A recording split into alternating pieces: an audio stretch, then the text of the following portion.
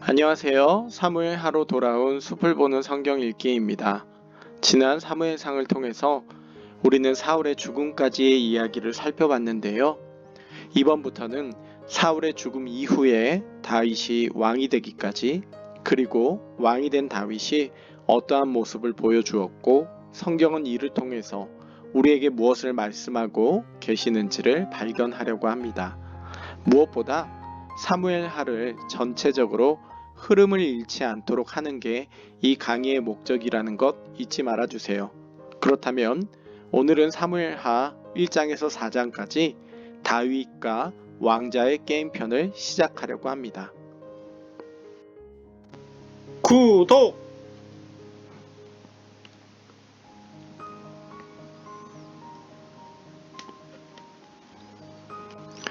이스라엘의 초대 왕 사울의 죽음. 그렇다면 누가 과연 빈 왕자에 앉을 수 있을까요? 사울의 아들에게 왕위가 가야 되는 것은 아닐까요? 기름 부음 받은 다윗은 또 어떻습니까? 여기에 제3의 후보자가 나올 수도 있습니다.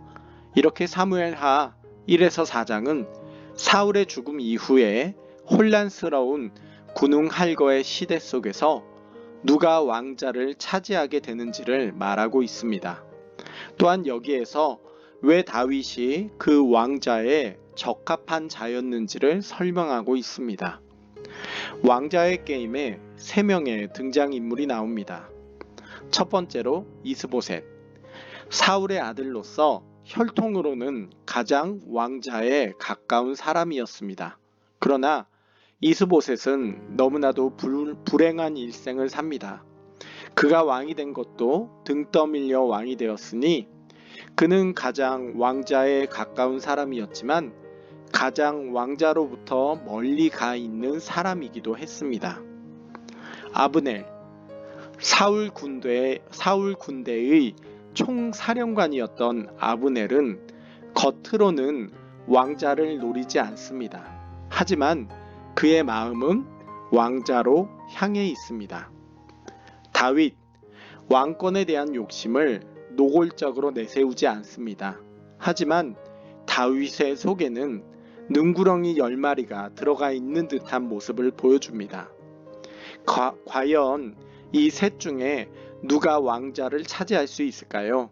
이게 사무엘하 1에서 4장까지의 이야기입니다. 우리는 다 알다시피 다윗이 왕이 되는 것을 봅니다. 그리고 다윗에게는 이스보셋이나 아브넬이나 모두 제거되어져야 될 대상들입니다.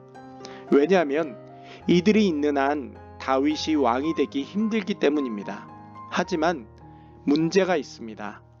다윗은 상당히 의를 중시하는 사람이기 때문입니다.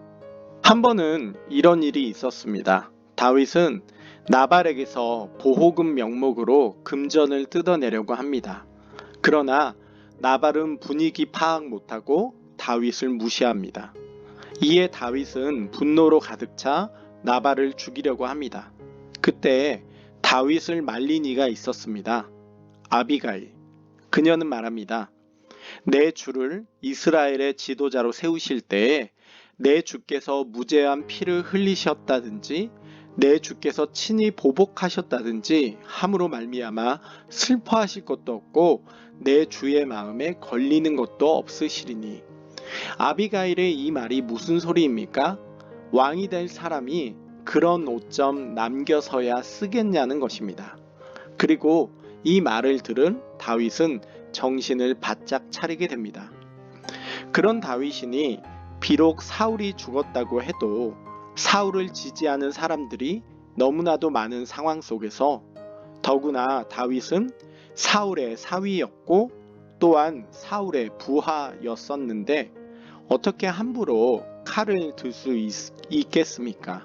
아브넬과 이스보셋이 없어져야 될 대상들이지만 그렇게 돼야 왕이 될 수 있는 상황이지만 다윗이 직접 나설 수 없는 게 그의 운명이었습니다. 왜냐하면 의를 중시하는 다윗이었기 때문입니다. 아기스 왕을 떠난 다윗은 헤브론으로 갑니다. 그리고 거기에서 유다 족속의 왕이 됩니다. 그러나 유다 족속은 이스라엘에서 겨우 요 정도의 땅밖에 차지하지 못하고 있습니다. 나머지는 여전히 사울 왕가의 영향이 있다고 하겠습니다. 사울의 총사령관이었던 아브넬은 사울의 아들인 이스보셋을 제2대 이스라엘의 왕으로 세웁니다. 그렇게 이스라엘은 사울의 아들인 이스보셋 파와 다윗을 따르는 다윗 파로 나뉘어지게 되는 것입니다. 사무엘하 1에서 4장은 이 상황에서 어떻게 다윗이 왕권을 잡게 되는지를 보여줍니다. 사무엘하 1에서 4장은 다윗이 왕권을 차지하는 과정에 있어서 두 가지를 강조해서 보여줍니다. 첫 번째로 다윗은 나쁜 유혹에 손을 대지 않는다는 것입니다. 우선적으로 다윗의 밝은 면을 보게 됩니다. 희한하게 1에서 4장에서 다윗의 왕도를 막는 이들이 하나둘 제거가 되는데 여기에 다윗은 그 어떤 노림수도 사용하지 않았다는 것입니다. 사실 정치판에 뛰어들면 더러움이 안 묻을 수가 없습니다. 자기의 정적들을 제거해야 되기 때문이죠. 하지만 다윗은 희한하게 나쁜 유혹에 손을 대지 않습니다. 그리고 그의 정적들은 오히려 자신들끼리의 다툼 가운데 사라지게 됩니다. 왕으로서 오점을 결코 남기지 않았던 다윗의 밝은 면을 볼 수가 있습니다. 두 번째는 다윗이 자기 밥그릇은 챙긴다는 점입니다. 의에 어긋나는 더러운 암살은 하지 않지만 다윗은 민심을 사는 행동을 잘하고 있었습니다. 그런데 그것이 정말 착해서 그런 것만이 아니라 어떤 면에서는 약간 능그렁이 같다는 생각도 들 정도입니다. 사무엘하 1에서 4장에 나오는 죽음 앞에 다윗의 반응을 한번 보십시오. 사울과 요나단의 죽음 앞에서 다윗은 울며 애가를 부릅니다. 아브넬의 죽음 앞에서 다윗은 울며 애가를 부릅니다. 이스보셋의 죽음 앞에서 다윗은 장례를 치러줍니다. 자신의 라이벌들의 죽음 앞에서 다윗이 하는 행동들은 을을 아는 군자 같은 모습이었습니다. 사람을 비록 대적이라 하더라도 정말 아끼는 모습을 보여줍니다. 이런 모습들이 사람들로 하여금 다윗이 참 좋은 사람이구나라고 생각하게 만들어줍니다. 그런데 한편으로는 능그렁이 같다는 느낌을 받는 이유가 여기에 있습니다. 사울과 요나단이 죽어도 사울 왕가의 힘은 여전합니다. 민심도 있습니다. 그 상황에서 다윗은 아주 공손히 사울과 요나단의 죽음을 장례해주며 슬피 노래하는 모습을 보여줍니다. 사람들이 이 모습을 볼 때 다윗을 참 좋은 사람이라고 여길 만합니다. 이스라엘의 총사령관이라 쓰고 실질적인 왕이라고 읽어야 할 아브넬의 죽음 앞에서도 다윗은 울며 애가를 부릅니다. 이런 다윗의 모습이 사람들로 하여금 다윗이 참 좋은 사람이라고 느끼게 만들어 줍니다. 그런데 재밌는 것은 이스보셋의 죽음 앞에는 다윗이 울며 애가를 부르는 장면이 없습니다. 사실 이때쯤이면 사울 왕가의 힘은 이제 완전히 무너져가는 상황이었습니다. 그저 명목상의 왕이었던 이스보셋. 그가 죽자 모든 지파가 스스로 알아서 다윗 앞에 나와 다윗을 왕으로 섬길 정도로 이미 사울 왕가는 기울어질 대로 기울어진 상황이었습니다.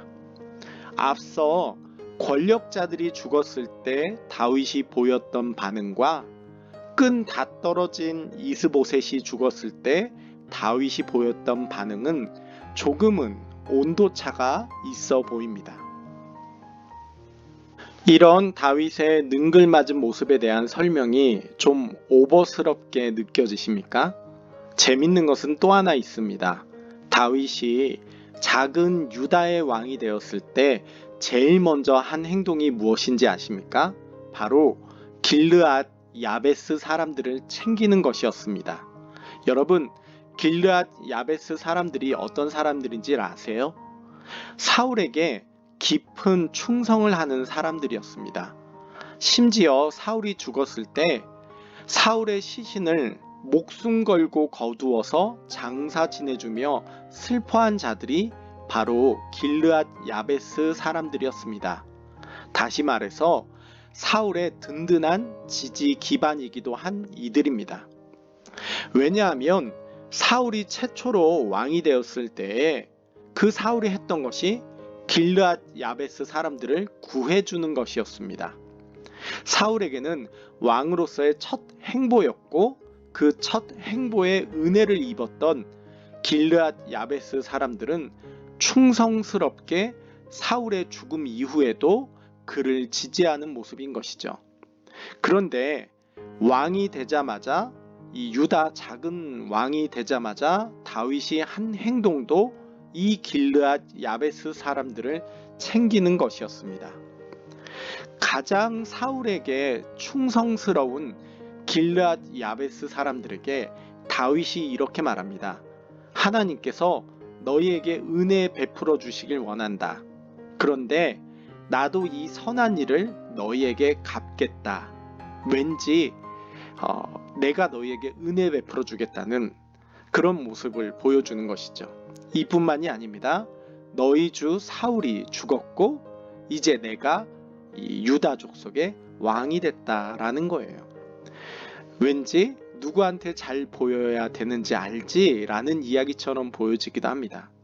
가장 사울을 지지했던 족속 중에 하나였던 길르앗 야베스 사람들에게 정치적으로 자신의 그 행보를 하는 이 다윗의 모습을 볼 수가 있습니다.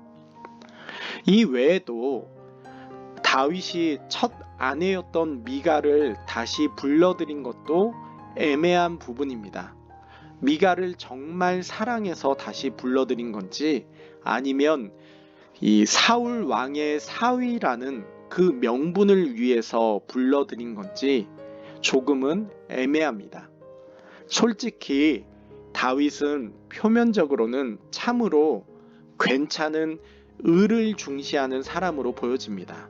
그러나 왠지 능글맞다라는 느낌을 지울 수가 없습니다.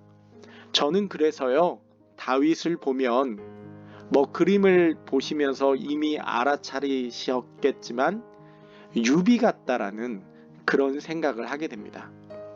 물론 성경은 다윗이 참 괜찮은 사람으로 보여지도록 서술하고 있습니다.